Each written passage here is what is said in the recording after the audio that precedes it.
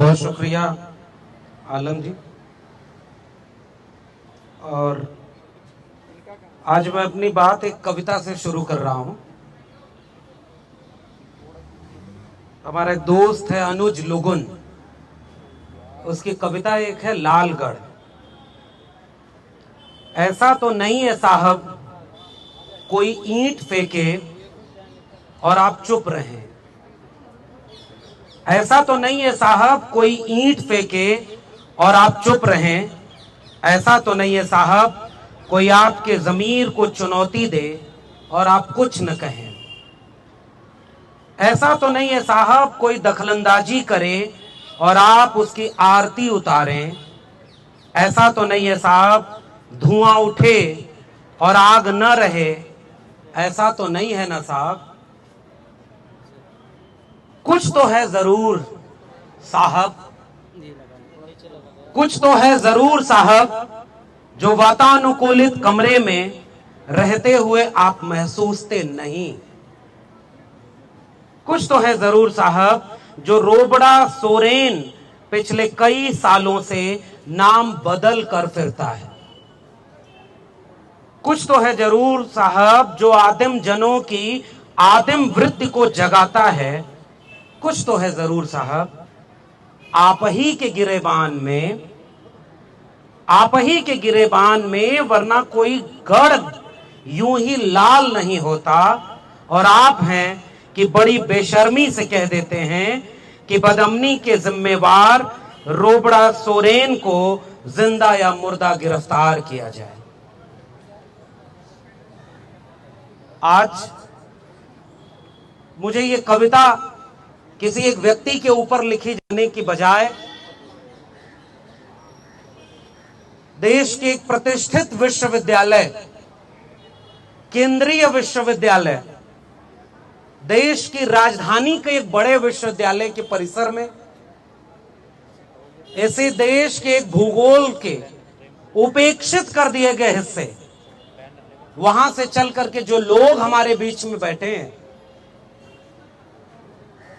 मैं एक ऐसे भारत की कल्पना करता और उस पर गर्व करता कि इन लोगों को भी ऐसे विश्वविद्यालयों में पढ़ने का मौका मिला होता, या उस बच्चे को पढ़ने का मौका मिला होता जो कनरम सुरेश है, जिसे आज यहां पर केवल यह पहचान बताने के लिए आना पड़ रहा है कि जिन्होंने मेरी उंगलियां काटी हैं वो गुनहगार नहीं है। और इस सभा में आकर के मुझे लगता है कि एक विश्वविद्यालय होने का मतलब सार्थक हो रहा है जब वहां यह सवाल उठाया जा रहा है कि यह देश किसका है, कौन है इसके नागरिक। और वो लोग यहां पर बैठे हुए हैं जो शायद एक झंडा, एक निशान, एक विचारधारा, एक रंग में पूरे भारत को रंगना चाहते हैं। उनके सामने चुनौती है और वो आपसे एक सवाल पूछ रहे हैं कि ये भारत हमारा कितना है। मुझे भी गर्व होता है बतौर नागरिक कि आजादी के अमृत महोत्सव मनाए जाने के दौरान इस बात को अब सरकारें आपके सामने कह रही हैं कि आप गर्व करिए कि आप भारत के नागरिक हैं। आप गर्व से तिरंगा फहराइए। जी हां, मुझे गर्व होता है कि हम भारत के नागरिक हैं। इसके लिए किसी सरकार से न तो सर्टिफिकेट की जरूरत है और न किसी सरकार या पार्टी के नेताओं से उस दिशा निर्देश की जरूरत है कि मैं कैसे गर्व करूं। लेकिन इस सभा में, इस आम सभा में खड़े होकर मुझे ऐसा लगता है कि मुझे शर्म आती है कि मैं एक ऐसे देश का नागरिक हूं जहां जुल्म और ज्यादती उस देश को चलाने वाले सत्ता में बैठे निजाम करते हैं और उन्हें कोई सजा नहीं मिलती। मुझे शर्म है इस बात की कि एक राष्ट्र बनने की प्रक्रिया में आपके ऊपर जिम्मेदारी थी कि इस राष्ट्र में जो लोग जुल्म और ज्यादती कर रहे हैं उनसे रक्षा करने के लिए पुलिस और सेना होगी। मगर मुझे शर्म आती है कि यहां वो लोग, इस देश के नागरिक बैठे हुए हैं जिनका आरोप है कि उनके ऊपर जुल्म और ज्यादती इस मुल्क की सेना और पुलिस कर रही है। मुझे शर्म आती है इस बात पर कि वो जो सब कुछ दिन के उजाले में होता है, उसके बाद भी इस मुल्क के हुक्मरान छोड़िए, आंख पर पट्टी बांध करके एक प्रतीक है ना कि तराजू हाथ में है न्यायपालिका के, जो न्याय करेगी, उस न्याय की कुर्सी पर बैठे हुए लोगों को भी ये नहीं लगता कि ये जुल्म और ज्यादती किसके ऊपर हुई है और किसने किया है।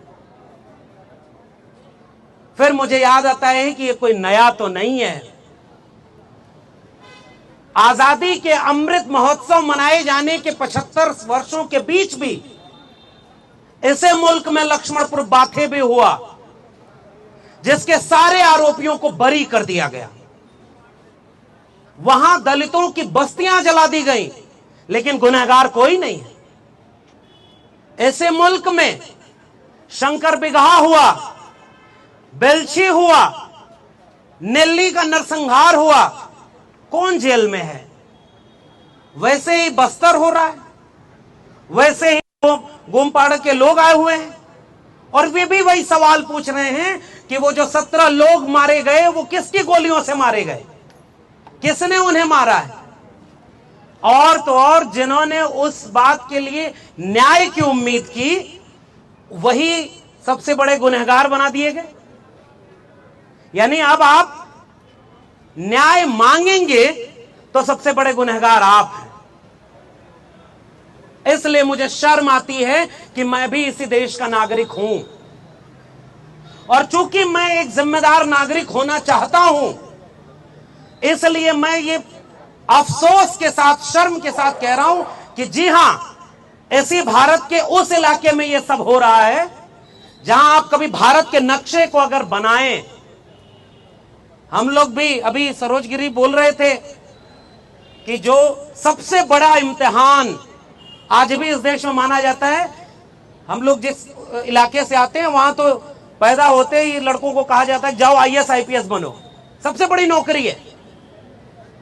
और हमने भी कोशिश की, बहुत अफसोस होता था कि हम पास नहीं कर पाए, मगर आज ऐसा लगता है कि अफसोस नहीं है, फक्र है, वरना उन्हीं की सूची में हमारा भी नाम शामिल होता जो खुद IPS रह करके भी बलात्कार करते हैं और उसके बाद भी इस मुल्क के निजाम उन्हें तमगा पहनाने का काम करते हैं।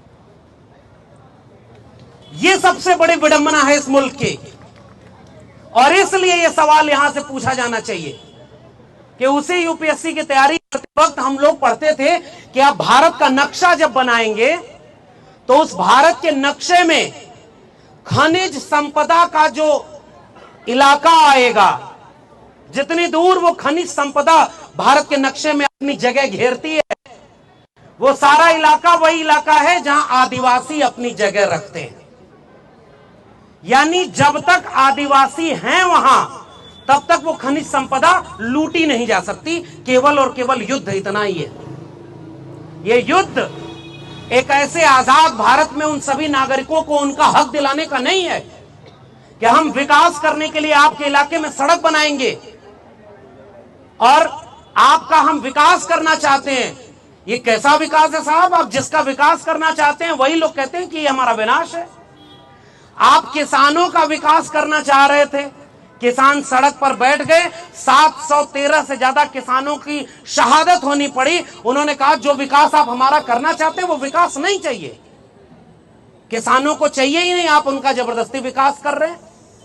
जैसे हम इसे विश्वविद्यालय परिसर में हैं और यहां एक नई शिक्षा नीति लागू कर दी गई है कि आजादी का अमृत महोत्सव मनाने के दरमियान अब एक नई शिक्षा नीति लागू होगी जो छात्रों, शोधार्थियों और शिक्षकों के जीवन में क्रांतिकारी बदलाव लाएगी। और छात्र, शिक्षक जागरूक, वो कह रहे हैं कि भाई ये हमें नई शिक्षा नीति नहीं चाहिए, ये हमारा विकास नहीं विनाश करने वाली शिक्षा नीति है। कैसा विकास आप करते हैं? और वैसा ही विकास आप कर रहे हैं आदिवासियों के ऊपर कि हम तो सड़क बनाना चाहते हैं। साहब एक बार पूछो तो सही कि आदिवासी मांग क्या रहे हैं। और ये देखिए, जैसे शिक्षकों में भी बहुत सारे शिक्षक प्रोफेसर यहां ऐसे हैं ना, जो यहां अखंड भारत कैसे बनाया जाए इसका सेमिनार करेंगे, उसके लिए विश्वविद्यालय परिसर में छूट है। और इसी जगह पर अगर इस तरह का कार्यक्रम किया जाएगा तो पुलिस प्रशासन, विश्वविद्यालय वो आपसे कहेगा कि ये विश्वविद्यालय में नहीं हो सकता, अभी उस दिन का इंतजार करिए कि कुछ दिन बाद इस विश्वविद्यालय में अगली धर्म संसद लगाई जाएगी और कहा जाएगा कि 2025 में कैसे इसे अखंड भारत और हिंदू राष्ट्र बनाना है और इस विश्वविद्यालय में उसका भी स्वागत किया जाएगा। इसलिए यहां पर खड़े होकर के मैं ये सवाल पूछता हूं कि जो खनिज संपदा जितनी जगह उस भारत के नक्शे में घेरती है, उतनी जगह तो आदिवासी भी घेरते हैं, और आपका विकास केवल इतना है कि उस जल जंगल जमीन को उनसे छीन लो। उसके लिए भले आदिवासियों को गोली मारनी पड़े, बलात्कार करना पड़े, उनकी बस्तियों को जला देना पड़े, वो सब जायज है। कैसे इस बात पर गर्व कर ले कोई भारत का नागरिक? केवल तिरंगा लंबा बड़ा बड़ा तिरंगा फहरा करके केवल दिखावा किया जा रहा है, और वो लोग दिखावा कर रहे हैं जिन्होंने 2003 तक अपने मुख्यालय पर तिरंगा नहीं फहराया, और आज वो आपसे कह रहे तिरंगा नहीं फहराओगे तो तुम देशद्रोही हो। उस संगठन का प्रमुख आज भी प्रधानमंत्री की बात नहीं मानता है, वो अपने डीपी नहीं चेंज कर रहा। अरे हम तो कह रहे हैं अगर डीपी चेंज करनी है तो लगाओ सोनी सूरी का डीपी और कहो कि भारत माता इस देश की अगर कोई है तो वो महिला है। और इसलिए सोनी सूरी की उस बात से मैं अपनी बात जोड़ता हूं, जो किस्सा उन्होंने उस आदिवासी महिला का सुनाया। आप इस बात पर चिंतित नहीं होंगे तो फिर किस बात के आप भारत के नागरिक हैं? वो सवाल पूछिए कि उसने माओवादी एक तरफ, पुलिस प्रशासन एक तरफ, और उनके बीच में वो तिरंगा लहरा रही थी कि हम काला झंडा नहीं फहराएंगे, हम तिरंगा फहराएंगे। वो एक भरोसे का नाम था ना, वो तिरंगे के प्रति भरोसा था, वो भारत के संविधान पर भरोसा था। मुझे अफसोस है उसी महिला ने, जब सोनी सूरी ने यह बात बताई कि कुछ दिनों बाद उन्होंने वो तिरंगा उसे लौटाते हुए कहा कि ये तिरंगा तुम रख लो, ये तिरंगा हमारी लाज की रक्षा, हमारे हक हुकूक से हमारी सुरक्षा नहीं कर सकता, फिर ये तिरंगा हमारे किस काम का? मैं आखिरी बात कहता हूं, हम सब एक पहचान लेकर पैदा हुए हैं। जैसे मेरी पहचान एक पुरुष होना है, मेरी पहचान एक ओबीसी समाज से आने वाले का है, मेरी पहचान गांव में रहने वाले एक ऐसे लड़के की है कि जो गाय भैंस चराता था, लेकिन उसको इतना मौका मिल गया कि वो 2-3 विश्वविद्यालयों में पढ़ने के बाद एक विश्वविद्यालय में भले ही ठेके पर सही लेकिन प्रोफेसर तो बन गया। ये मेरी पहचान है। मगर जब मैं अपनी पहचान बदल कर सोचना चाहता हूं और मैं ये सवाल पूछता हूं कि अगर मैं आदिवासी इलाके से होता, या मेरी मां के साथ, मेरी बहन के साथ, मेरे भाई के साथ, ये जो के सुरेश ये लड़का बैठा है, कभी मनोविज्ञान पढ़िएगा साहब। उस बच्चे को केवल आज ये घूम घूम कर दिल्ली में हिमांशु कुमार जी पोस्ट लिखते हुए अफसोस कर रहे थे, और आज भी यहां बोलते हुए सोनी सूरी भी अफसोस कर रही थी। कभी सोचिए इस बच्चे के मनोविज्ञान पर क्या गुजर रही होगी, जिसे दिखाना पड़ता है कि मेरे हाथ की 3 उंगलियां मेरे बचपन में काट दी गई, और जिसने काटा वो बेगुनाह घूम रहा है, और जो हमारे लिए हक की लड़ाई लड़ा उस पर 5 लाख रुपए का जुर्माना लगा दिया गया। उस मनोविज्ञान को कभी आप समझ पाएंगे? आप कितना भी बड़ा तिरंगा फहरा लो, आप जबरदस्ती किसी के दिल में राष्ट्र के प्रति प्रेम नहीं पैदा कर सकते, क्योंकि राष्ट्र किसी की जबरदस्ती बनाने से बनता ही नहीं है। राष्ट्र साझा सुख और साझा दुख से बनता है। और आज इस मुल्क में उस कोने से आए हुए आदिवासी हमसे सवाल पूछ रहे हैं, भाई अगर हम इस मुल्क के बाशिंदे हैं, अगर मेरी पहचान आदिवासी नहीं है, तो क्या मुझे ये जुल्म और ज्यादती पता ही नहीं होगा? और अब मैं जबरदस्ती इनसे कहूंगा कि नाज करो इस हिंद पर कि तुम्हारा मुल्क है। ये लोग आज ये नहीं पूछेंगे कि जो हमारे हक की लड़ाई लड़ रहा है वो गुनहगार है, तो इस मुल्क पर कैसे मैं नाज करूं?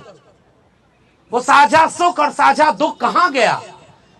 साझा सुख भले ही कम हो, राष्ट्र बन जाएगा अगर साझा दुखों का रिश्ता हमारा बन जाए।